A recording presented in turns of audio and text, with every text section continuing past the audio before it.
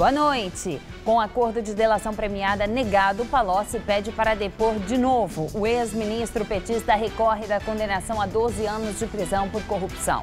Deputado federal do PSD condenado em segunda instância é preso ao voltar do exterior. João Rodrigues, que viria dos Estados Unidos para o Brasil, foi localizado no Paraguai. Ministro Gilmar Mendes do Supremo manda soltar ex-secretário de Sérgio Cabral do MDB. Sérgio Cortes foi preso no ano passado na Operação Fator Exposta, um desdobramento da Lava Jato que investigou fraudes em licitações. Dezenas de frascos da vacina contra a febre amarela são furtados em São Paulo. O material, que daria para mais de 500 doses, sumiu em 2 postos de saúde. Você acompanha essas e outras notícias após o intervalo. Até já! Bandidos invadiram 2 postos de saúde e levaram frascos da vacina contra a febre amarela. Os casos aconteceram no fim do mês passado, mas só foram divulgados agora. Um dos furtos foi na UBS Jardim Edite, no Brooklyn, zona sul de São Paulo. O outro foi na unidade Malta Cardoso, na zona oeste. Os crimes aconteceram no final de janeiro, mas só agora foram publicados no Diário Oficial do município. Ao menos 56 frascos foram levados. Esse material diluído em vacinas fracionadas poderia atender até 2.800 pessoas, ou em doses integrais, 560. A Polícia Civil está investigando o caso e os funcionários já foram ouvidos. Em nota, a Coordenadoria Regional de Saúde afirmou que a segurança foi reforçada nos locais de armazenamento, que a vacinação não foi prejudicada com reposição das doses imediatamente. Segundo o município, são dadas em média 500 doses da vacina por dia em cada uma das UBSs. Mas a população tem reclamado da espera e da falta de atendimento, principalmente bem cedinho. Nas redes sociais, desorganização, fila e até denúncias de venda de senhas são direcionadas às unidades básicas de saúde do Jardim Edite e Malta Cardoso. A campanha com vacina fracionada começou no dia 25 de janeiro e, segundo o governo, já foram aplicadas cerca de 1.200.000 doses. Para atingir a meta do município, ainda faltam receber a vacina 8 milhões de pessoas na cidade. Sobre a desorganização e a venda de senhas na UBS do Jardim Edite e Malta Cardoso, a Coordenadoria Regional de Saúde Oeste afirma que elas são referência para viajantes e não há previsão de campanha de vacinação para os moradores da região. Já as senhas são apenas a quem comparecer pessoalmente. E a Prefeitura de São Paulo informou que mais de 40 unidades de saúde estarão de plantão no sábado e na segunda-feira de carnaval para os moradores que já tiverem senhas. Em São Bernardo do Campo, no ABC Paulista, as unidades de saúde vão funcionar durante os 4 dias de carnaval. O prefeito João Dória disse que a empresa responsável pelo monitoramento do carnaval de rua fez um gato, ou seja, a instalação irregular de câmeras. Ele destacou que a prefeitura aguarda o resultado do laudo da Polícia Civil para tomar as medidas cabíveis. No vídeo transmitido ao vivo pela rede social, o prefeito regional de Pinheiros, Paulo Matias, apresentava um dos centros de monitoramento do Carnaval de Rua de São Paulo. Imagens de câmeras que a prefeitura diz agora que não sabia que estavam instaladas aparecem nos monitores focados no domingo pelo celular do prefeito regional. Eu queria mostrar para vocês um pouquinho do nosso trabalho aqui de planejamento, organização de todo o carnaval aqui da região de Pinheiros que está sendo feito nesse final de semana. O centro informatizado onde estava o prefeito regional teria sido montado pela GWA Systems, dona das 110 câmeras de segurança instaladas nos locais de maior movimento de foliões. A prefeitura passou a afirmar que parte dos equipamentos foi montada sem autorização depois que Lucas Antônio da Silva morreu ao encostar num poste que tinha 2 câmeras na região da Consolação. A Santa Casa, para onde foi socorrido, informou que o estudante foi vítima de uma descarga elétrica. Hoje, o prefeito João Dória chamou a instalação feita num poste da CET de gato. Evidentemente, condenar o gesto e a atitude da empresa que fez instalações irregulares, utilizando um poste que pertence à CET, a Prefeitura de São Paulo, fazendo uma ligação com um gato, roubando energia e fazendo uma instalação inadequada. Isso é algo muito ruim que não deveria ter sido feito. A administração municipal alega que não sabia onde as câmeras tinham sido instaladas e que a lista com os locais só foi entregue agora na terça-feira. A partir de uma vistoria motivada pelo acidente fatal, 38 equipamentos considerados irregulares teriam sido desligados, inclusive os que estavam em 2 locais que aparecem no vídeo do prefeito regional. A GWA Systems foi subcontratada pela empresa que ganhou a licitação de 20 milhões de reais para cuidar da infraestrutura do carnaval, a Dream Factory. Ambas sustentam que os equipamentos foram montados com o conhecimento da prefeitura, que inclusive indicou os locais para a instalação das câmeras. E agora à noite, o delegado que cuida do inquérito que apura o caso do jovem que morreu ao encostar em um poste, ouviu representantes da prefeitura e das empresas envolvidas na instalação da câmera. Devido ao episódio, a empresa Dream Factory foi multada em R$15 mil pela administração municipal. O delegado responsável pelo caso ouviu hoje o depoimento de 3 pessoas. O empresário Duda Magalhães, que é o diretor da Dream Factory, a empresa que ganhou a licitação para cuidar da infraestrutura do Carnaval de São Paulo neste ano e que subcontratou uma outra empresa para instalar as câmeras de segurança. Segundo o advogado, ele trouxe muitos documentos que foram anexados aos autos. E é evidente que todos os serviços foram autorizados. Se a prefeitura não tivesse autorizado, as câmeras não teriam sido instaladas. Vamos aguardar o laudo. A empresa manifesta extrema solidariedade com a família da vítima e é tudo isso que eu posso falar. Também foram ouvidos um amigo de Lucas, que estava com ele no momento do acidente, no domingo, e também o secretário adjunto de prefeituras regionais, Milton Pessoli, que provavelmente foi perguntado sobre os termos do contrato firmado entre a prefeitura e a empresa que ganhou a licitação. Bem, os jornalistas não tiveram acesso ao teor dos depoimentos porque o delegado determinou sigilo na investigação. Para terminar o inquérito, ele ainda aguarda a conclusão de 2 laudos. Bem, o que vai apontar o que causou a morte de Lucas e o outro que vai dizer se havia corrente elétrica no poste, ou seja, se o poste estava dando choque.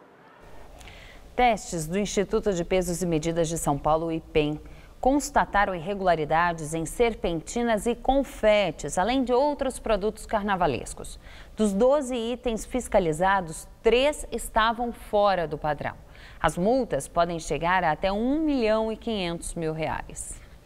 Dificilmente algum folião faria isso antes de ir para a festa, mas o IPEM fez. Mediu o tamanho da serpentina para checar se o comprimento é de fato o mostrado na embalagem, 12 metros. No caso dos confetes, foi analisado o peso de cada saquinho, 120 gramas, como indicado no rótulo. O IPEM, Instituto de Pesos e Medidas de São Paulo, faz esses testes diariamente em laboratório. Mas nessa época, o foco são os produtos de carnaval de 12 marcas escolhidas aleatoriamente. Os itens foram coletados no comércio popular da capital, principalmente a Rua 25 de Março. Também foram vistoriadas pulseiras, máscaras e tubos de glitter. Depois de serem notificadas, as empresas têm 10 dias para dar explicações sobre as possíveis irregularidades. E depois de um processo que envolve o departamento jurídico, elas recebem a multa, que pode chegar a R$1,5 milhão, dependendo, por exemplo, se o fabricante é reincidente, mas principalmente da quantidade de produtos dentro de uma amostragem. Na defesa, eles já argumentam dizendo que eles já corrigiram o processo, que detectaram que realmente tinha aquele problema, mas já está corrigido. O IPEM orienta que, além da blitz periódica, o próprio consumidor pode e deve denunciar a marca se notar algum problema ao abrir o produto. O consumidor sempre pode fazer uma denúncia, se ele desconfiar do peso, da quantidade de qualquer produto, fazer denúncia para a nossa ouvidoria, aí nós vamos coletar o produto e constatar. Entramos em contato com as empresas que tiveram irregularidades detectadas em itens para o carnaval. A Padiaro de Piracicaba informou que, se elas existem, são em lotes anteriores, uma vez que os deste ano estão corretos. A empresa Festa Show de Curitiba diz que talvez o lote de pulseiras de neon analisado seja antigo e que não há erro em seus produtos. A Mundo Bizarro de São José, em Santa Catarina, que comercializa confete, não respondeu ao Jornal da Gazeta, edição das 10. O presidente da Câmara, Rodrigo Maia, do DEM, afirmou hoje que a mesa diretora da casa vai dar prosseguimento ao processo de cassação do mandato do deputado federal Paulo Maluf, do Partido Progressista, conforme determinação do ministro Edson Fachin, do STF, no ano passado. Porém, Maia declarou que a Câmara vai entrar com ação no Supremo Tribunal Federal para que a decisão final sobre a perda do mandato de Maluf seja feita pelo plenário da casa e não por decisão judicial. Dar prosseguimento a uma decisão judicial é uma obrigação da presidência da Câmara. Agora, de que a forma da gente contestar a decisão não é contestar o ato, é contestar, né, a questão de forma geral. Então, a possibilidade também de, nos próximos dias, que a gente possa entrar com uma DPF querendo que o Supremo decida sobre a constitucionalidade do nosso regimento, já que, do nosso ponto de vista, a decisão de cassar o mandato de um deputado é do plenário, e a jurisprudência do plenário do Supremo, no caso do Ivo Cassol, é muito clara quando decide dessa forma. O deputado federal do PSD, João Rodrigues, foi preso hoje no aeroporto de Guarulhos. Ele foi condenado a mais de 5 anos de prisão em regime semiaberto por crimes cometidos enquanto era prefeito de Pinhalzinho, em Santa Catarina. O deputado federal estava nos Estados Unidos com a família. No trajeto original, ele deveria chegar ao Brasil pelo aeroporto de Viracopos, em Campinas, no interior paulista. Mas ele alterou o voo de volta e desembarcou no Paraguai, onde teve a entrada barrada. Com base nessas informações, a Polícia Federal ela representou ao Supremo que fosse expedida uma ordem judicial com o objetivo de incluir o nome do deputado no sistema de difusões da Interpol, para que fosse expedida uma difusão vermelha, que é uma difusão que informa os países que fazem parte da Interpol que aquela pessoa ela é foragida. João Rodrigues publicou este vídeo na internet para se defender. Por que mudamos? Porque eu cheguei no aeroporto em São Paulo, certamente a imprensa toda estaria lá e eu quis evitar um constrangimento da minha família. Por isso, descemos em Assunção para amanhã de manhã fazer o deslocamento de carro até Chapecó, onde sexta-feira, conforme já havia anunciado, estaria me apresentando à Polícia Federal para início de cumprimento de pena, já que tinha um mandato de prisão em andamento. Apesar do deputado dizer no vídeo que se apresentaria à PF amanhã, a própria Polícia Federal confirmou ter provas de que ele tinha reservas para permanecer 4 dias no Paraguai. Tempo suficiente para aguardar a prescrição da execução da pena, prevista para a próxima segunda-feira. O parlamentar foi preso assim que chegou ao Aeroporto Internacional de Guarulhos. Durante todo o dia, ele ficou sozinho em uma cela da Delegacia Especial da Polícia Federal, dentro do aeroporto. O que nós temos e o que levou à decretação da prisão são esses dados, né? As alterações posteriores à expedição do mandado de prisão pelo Supremo e essa informação do sistema de reserva de que ele ficaria 4 dias no Paraguai. João Rodrigues foi condenado pelo Tribunal Regional Federal da 4ª Região a 5 anos e 3 meses de prisão em regime semiaberto, acusado de autorizar um processo licitatório com irregularidades para a compra de uma retroescavadeira. O crime teria ocorrido em 1999, quando ele era prefeito de Pinhalzinho, em Santa Catarina. Na última terça-feira, por maioria de votos, o Supremo Tribunal Federal ordenou a prisão imediata do parlamentar. Foi o primeiro caso julgado pela corte desde a condenação em segunda instância do ex-presidente Lula em janeiro. A defesa de João Rodrigues diz que aguarda a publicação da decisão do julgamento do deputado para entrar com recurso de embargos de declaração. E agora o comentário de Josias de Souza, direto de Brasília.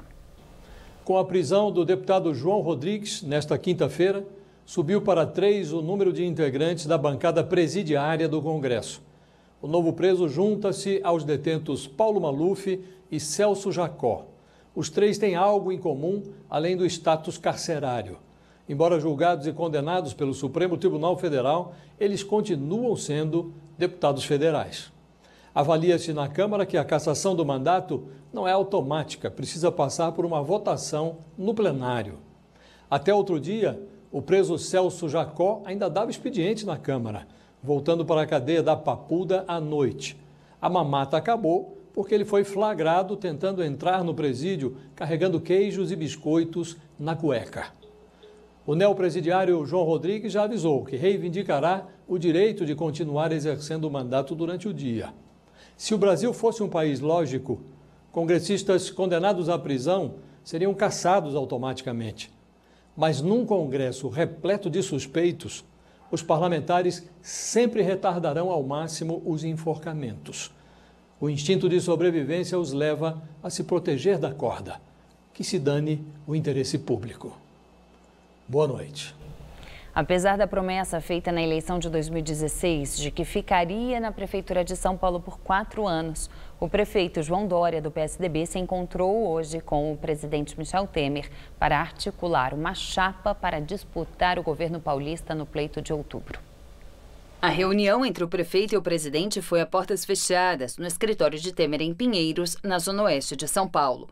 Segundo o jornal O Globo, apesar de negar publicamente que vai deixar a prefeitura em abril para concorrer ao governo de São Paulo, João Dória articula uma chapa entre PSDB, DEM e MDB para disputar o cargo de governador do estado. A chapa seria encabeçada pelo tucano, que foi a Michel Temer pedir que ele convença o presidente da Fiesp, Paulo Scaff, do PMDB, que também é pré-candidato ao governo, a desistir de concorrer. Dória quer que Scaff seja candidato ao Senado. Ainda de acordo com o Globo, na reunião, Dória também pediu para que Temer tente articular dentro do PMDB o apoio do partido à candidatura de Geraldo Alckmin à presidência da República. Após repercussão na imprensa, o presidente Michel Temer, do PMDB, desistiu de viajar no Carnaval com uma comitiva de 60 pessoas. Ele irá passar o feriado com a família na base naval de Restinga de Marambaia, no Rio de Janeiro. Agora, o número de integrantes da viagem caiu para 40 funcionários.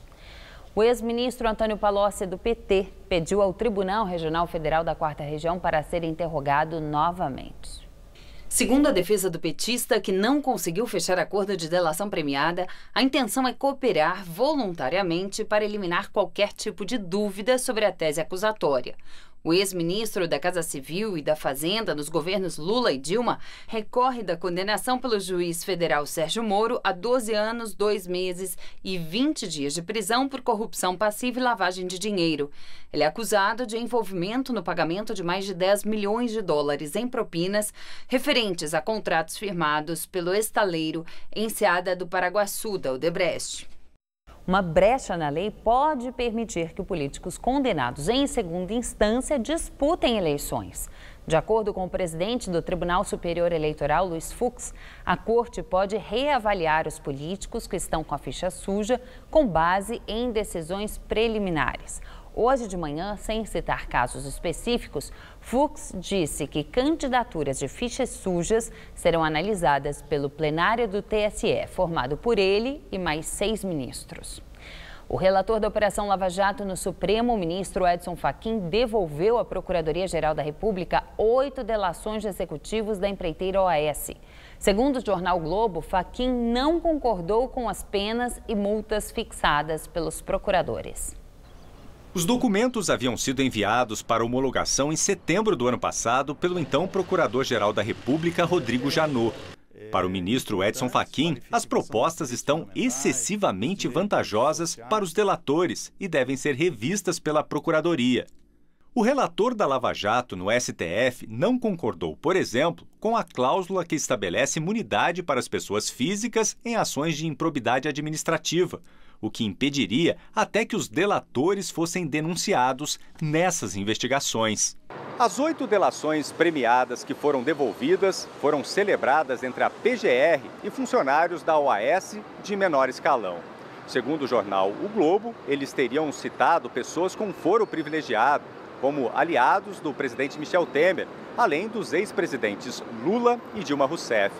Esses dados também poderiam trazer provas de irregularidades, cometidas por executivos da OAS em conluio com integrantes do Judiciário. O caso está em sigilo e caberá à Procuradora-Geral da República, Raquel Dodge, sucessora de Rodrigo Janot, fazer a revisão dos acordos. Dodge e sua equipe terão de rediscutir as cláusulas com os advogados da OAS. Não há prazo para que os documentos sejam reexaminados e nem garantia de que os possíveis delatores aceitem termos mais duros e menos vantajosos. Esta não é a primeira vez que Fachin devolve para a PGR propostas de delação. O acordo do doleiro Lúcio Funaro, por exemplo, chegou a passar por uma revisão. O novo advogado do ex-presidente Lula, Sepúlveda Pertence, que já foi presidente do Supremo Tribunal Federal, se reuniu com o ministro Edson Fachin, relator da Operação Lava Jato na Corte. O objetivo do encontro era explicar os pontos do habeas corpus protocolado no STF para evitar a prisão de Lula. De acordo com o advogado, é possível que Fachin julgue o pedido antes do processo se esgotar nas instâncias inferiores. Sérgio Cortes, ex-secretário de Saúde do ex-governador do Rio, Sérgio Cabral, do MDB, é solto depois da decisão do ministro do Supremo Tribunal Federal, Gilmar Mendes. Cortes foi preso em abril do ano passado na Operação Fator Exposta, um desdobramento da Lava Jato que investigou fraudes em licitações de próteses para o Instituto Nacional de Traumatologia e Ortopedia do Rio de Janeiro. Na decisão, Gilmar Mendes determinou que Sérgio Cortes não pode sair do país e deve entregar o passaporte à Polícia Federal. O ex-secretário de Cabral também deverá obedecer recolhimento domiciliar à noite e nos fins de semana. Segundo o ministro, a manutenção de Cortes na cadeia não se justifica porque a prisão preventiva dele não atendeu requisitos previstos no Código de Processo Penal.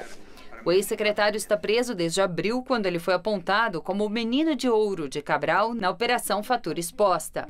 Comandado pelo ex-governador, o esquema de corrupção na área de saúde chegou a desviar 300 milhões de reais entre 2007 e 2016. Segundo o Ministério Público Federal, Cortes e o empresário Miguel Skin, que fornecia equipamentos médicos ao Estado, teriam tentado atrapalhar as investigações. E-mails trocados entre os dois revelaram a intenção de contar apenas parte do que sabiam a força-tarefa. É de Cortes a frase "Nossas putarias têm que continuar", enviada em uma das mensagens à Skin.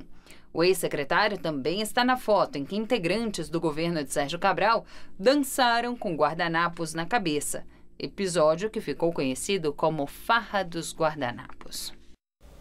E agora o comentário de política com José Neumann e Pinto. Imagina o seguinte, a Polícia Federal abre um e-mail e descobre que um secretário da Saúde escreveu para o outro, um empresário, o seguinte: nós vamos ser presos, mas soltos logo, e a nossa putaria tem de continuar. Esse diálogo edificante foi travado entre o ex-secretário de Saúde do Sérgio Cabral, o Sérgio Cortes, e o Miguel Skin, empresário da área de saúde. Bom, a primeira profecia do e-mail já foi cumprida. O Skin ficou 9 meses na cadeia e foi solto pelo ministro Gilmar Mendes.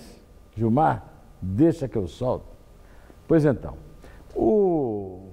a soltura se deu em consequência da soltura anterior, do habeas corpus que ele deu ao Skin, ao empresário.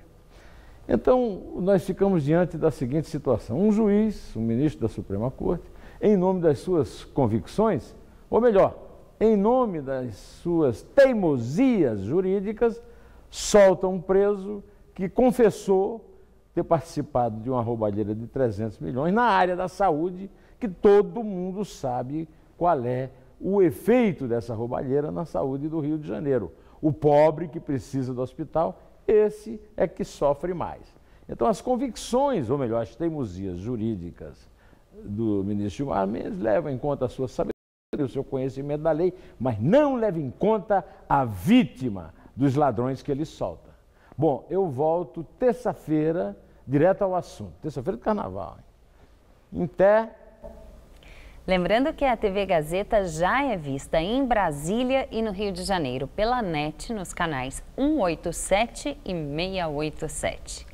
O presidente do Senado, Eunício Oliveira, do MDB, disse hoje em Brasília que se a reforma da Previdência não for votada este mês, o projeto só volta a ser pautado no Congresso em novembro, depois da eleição. Eu disse e repito, nenhum candidato a presidente da República terá condições de fugir desse debate se essa reforma não for aprovada agora. Essa aprovação ou não vai acontecer ou agora ou mais na frente. Se por acaso não aconteça a votação na Câmara dos Deputados, eu dizia ali que a gente tem até novembro do ano que vem, comecinho de dezembro, para votar essa matéria. Não estou dizendo que a gente vai votar ela no segundo semestre, pode ser votada ainda esse semestre, ou não, depende. O sistema é bicameral, precisa que a Câmara vote, porque a matéria entra pela Câmara. Se ela não votar na Câmara, não vai para o Senado. Inflação diminuiu no mês passado e atingiu o menor valor para janeiro desde a criação do Plano Real. O índice de preços ao consumidor amplo ficou em 0,29%. Em dezembro, o IPCA estava em 0,44%. Hoje esquentou aqui em São Paulo e a máxima bateu nos 30 graus. Vamos ver como fica o tempo amanhã e no Carnaval.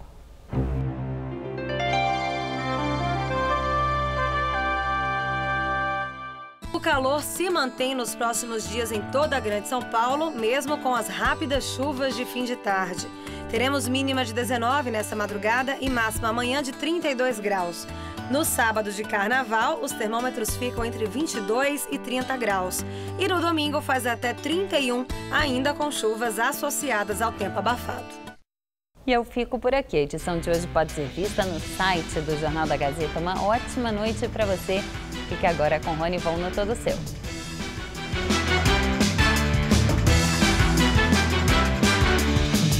Neste domingo, 3 da tarde, acompanhe um bate-papo sobre os melhores momentos da Liga de Basquete Feminino 2018.